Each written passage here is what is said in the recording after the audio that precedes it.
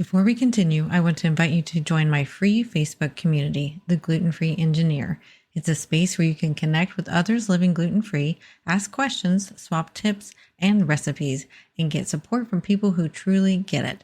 Whether you're newly diagnosed or a seasoned gluten-free pro, you'll feel right at home. Just search The Gluten-Free Engineer on Facebook or click the link in the show notes to join. All right, now back to the show. Quick reminder before we get started on this episode. This podcast is based on my personal experiences and isn't medical advice. Have you ever had that moment where you realized too late that you forgot to read the label? Yes, that was me last week. After years of being so careful, I let my guard down with a product that looked gluten-free. Spoiler alert, it wasn't. And in this episode, I'm sharing what happened, what I wish I'd done differently, and why it's so important to always read the label, even when you think you already know what it says. Whether you're newly diagnosed or years into this journey of being gluten-free, this episode is your friendly reminder to stay vigilant and extend yourself grace when things go sideways. Let's get started.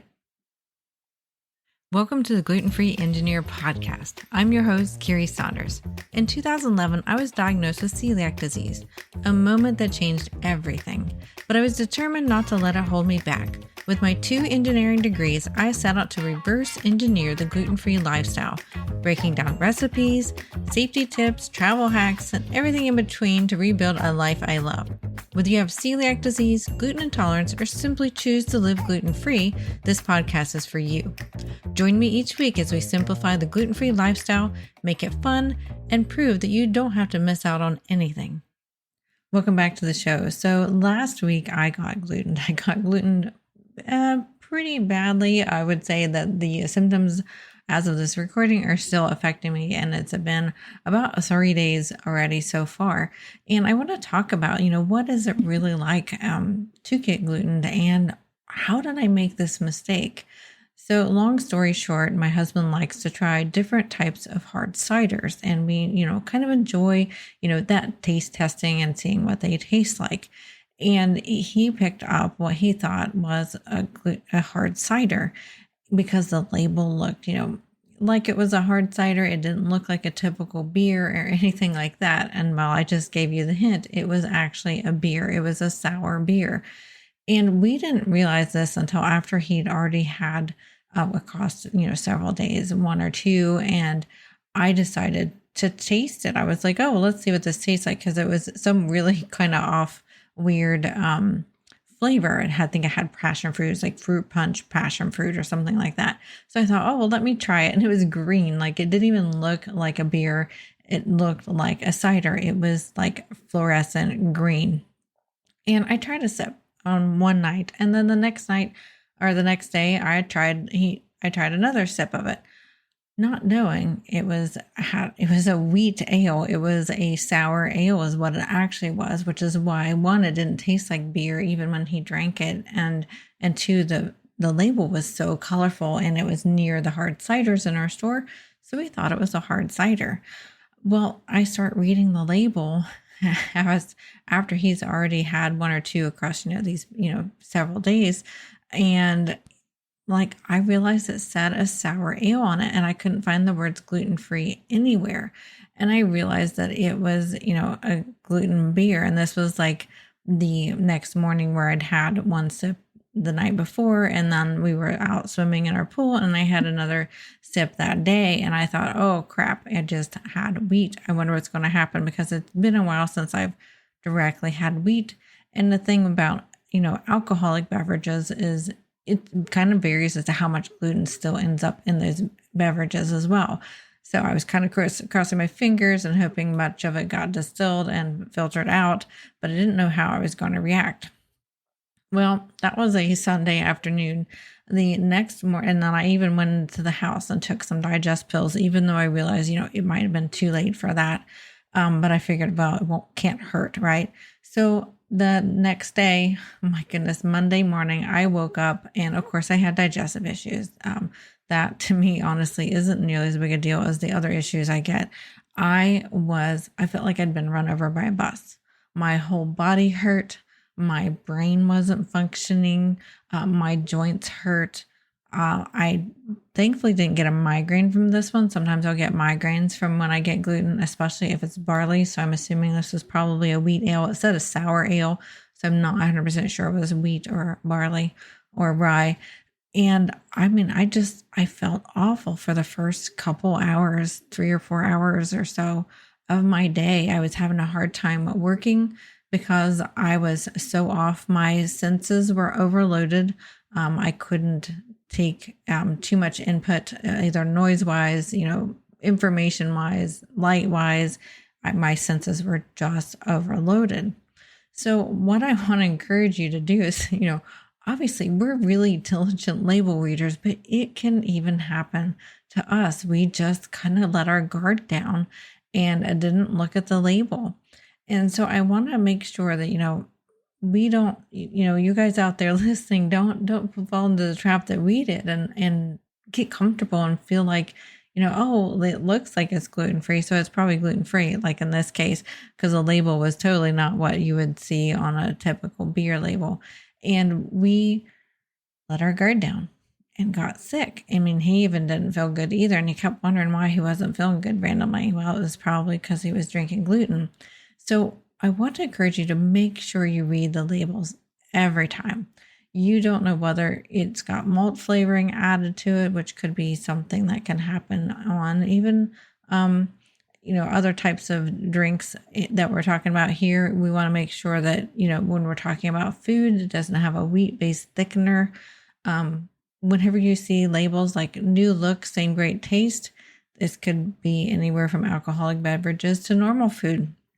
We want to make sure that it's still the same label. This episode is making want to make sure that I double check all the labels, no matter whether it's a trusted brand or not, one that I've eaten for years or not, especially if it's not a dedicated gluten-free brand. So I encourage you to take this lesson that I had and still look at those labels, especially, like I said, it's not a dedicated gluten-free brand. Make sure it's still gluten-free. You want to also make sure that they haven't added a process in a facility that also processes wheat when they didn't used to have it. Double check those things just in case. And we want to make sure that we are reading the labels every time so that you don't make the same mistake that I did. And we want to, keep our body safe and not have the inconvenience. I'm still dealing with the aftermath. Days later, I don't have, thankfully, the body aches. My body's kind of not quite right, but I don't have that flu-like kind of body ache symptoms, but I'm still having digestive symptoms. It's been 3 days and I still don't have it completely out of my body. So we want to look at that ingredients list. We want to look for the obvious things like wheat, barley, rye, malt, brewer's yeast. Those are the common things we want to look at. And then we want to also look for hidden gluten terms like hydrolyzed wheat protein. It's kind of hard to say. Modified food starch, especially if it's not labeled gluten-free, or natural flavors. If there's no allergen disclosure, natural flavors could be anything they want it to be. And then I encourage you to read the allergen statement at the bottom of the label for it contains wheat or may contain or processed in a facility with. And I encourage you to look for certified gluten-free labels. That's what we generally do. Generally, most of everything that I eat is certified gluten-free. That way, I will make sure that I'm safe being celiac. And, sometimes I'll go and get something that doesn't say certified gluten-free if I'm pretty confident in their processing methods. But that's always the safest way to look for it. And recheck anything labeled new or has updated packaging. I know this is something that's triggered me to look at the labels before just to be sure. So I encourage you to do that as well. So then what happens when you get gluten? So what are the things that you can do? So whether you're celiac or gluten intolerant, this accidental exposure can create, lots of symptoms, and it varies person to person. It could be headaches or migraines. Luckily, I didn't have one this time. You can have fatigue that lasts for days. I know I have actually been having a hard time waking up in the morning. Once I'm asleep, my body doesn't want to wake up right now. My gut is definitely inflamed, bloating and pain. I was in so much pain on Monday, just in general. My gut was just so mad at me. I don't know how else to describe it other than it just felt like hot and like a fire inside. Mood changes for sure. I warn people if I've gotten gluten to just take whatever I say with a grain of salt, because I never know what's going to come out of my mouth. It really can cause me some mood issues. Luckily, this time I recognized it pretty quickly because I knew I had accidentally got gluten, and I was kind of waiting for whatever symptoms might show up would show up. But, know that it could cause mood swings with you. You could be really sad. You could be really angry. I've been really jumpy this week. It's been easy to scare me, and I'm not a jumpy person. It can also cause skin flare-ups or rashes. So just note that these things could happen to you when you're gluten. Even just a small tiny crumb can be just enough. I literally had 2 tiny small sips across between 2 days, and it was enough to just really set off my system. So there's some things that you can do to recover. And just like when I got, glutened accidentally, a few days ago, is I took digest pills as soon as I realized it, so that I could help my body digest whatever might still be left in my system. Hydrating, really hydrating can really help. I've been super thirsty the past few days, so even my body has been having the instinct of drinking a lot more. You can also add some electrolytes if you'd like, some herbal teas that are gentle to your body. And then also nourishing yourself. I tend to find that I do better when I flush the food out with food behind it. So I tend to try to really, eat a decent amount after I've been glutened, to try to help just kind of push the stuff out of my system and just get it out. So I eat things that I know are 100% safe, that are generally comforting to me from a mental standpoint too, because I don't feel good, right? I don't feel good because I got gluten. So I tend to try to cater to some things that are more emotionally comforting to me when I'm trying to flush out gluten. And then resting. I've been, letting myself have some grace when I get up in the morning, letting myself lay in bed a little bit longer, and just giving myself some time to wake up. You can also support your gut with prebiotics and digestive enzymes, like I mentioned earlier. Also, anti-inflammatory foods are really great for you, like ginger and turmeric. And give yourself grace. I mean, I made a mistake. I haven't made that big of a mistake in years. I can't remember the last time that I did that, but it can still happen, to me, who's been, known I've been celiac for 12-ish years or so. No, it can happen to the best of us. Give yourself grace, learn from it. We're definitely looking at all the labels from now on, no matter what we're buying, because it was just, something I don't want to go through again. If I can avoid it, it's just not a comfortable situation to be in. So give yourself some grace, learn from it, and, look towards, how can we, take the next steps here? What will we do differently? How do we prevent this from happening? Don't, beat yourself up for being silly or stupid or whatever you want to call it, because it was kind of not a smart move to not look at the labels in some new brand that we were trying. Why we could have been down on ourselves for doing that, but instead we're looking at it as a learning opportunity, and how can we do better, and not beating ourselves up for making a mistake, because mistakes can happen. But we've got to just try to be as diligent as we can. So hopefully that helps you on your next journey out to the store when you're wanting to try some new products and even some old trusted standbys. Make sure you're just double checking those labels, just in case something has changed or you're making an assumption like we did. Thank you for listening to this episode of The Gluten-Free Engineer. If you found value in this story, please share it with someone who might need encouragement on their own gluten-free journey. For more tips, recipes, resources, and even links to my YouTube channel, head on over to theglutenfreeengineer.com. It's your one-stop hub to make gluten-free living simple, fun, and full of flavor.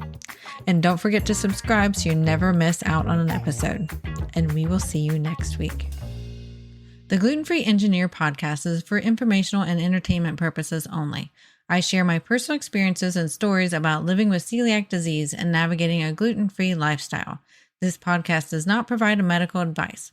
Always consult with a qualified healthcare professional for medical questions, concerns, or advice specific to your health. This episode is brought to you by Find Me Gluten-free, your go-to app for discovering safe, gluten-free dining options wherever you go. Whether you're traveling or just looking for a new local spot, this app helps you find restaurants with gluten-free options, read reviews from other gluten-free diners, and avoid risky places, just like our family has used this app for many years. And here's the best part. Just for the gluten-free engineered listeners, you can get an exclusive $5 discount on a premium membership. Head on over to theglutenfreeengineer.com/find me gluten free or check the show notes to grab your deal and make dining out stress free, because eating out gluten free shouldn't be a guessing game.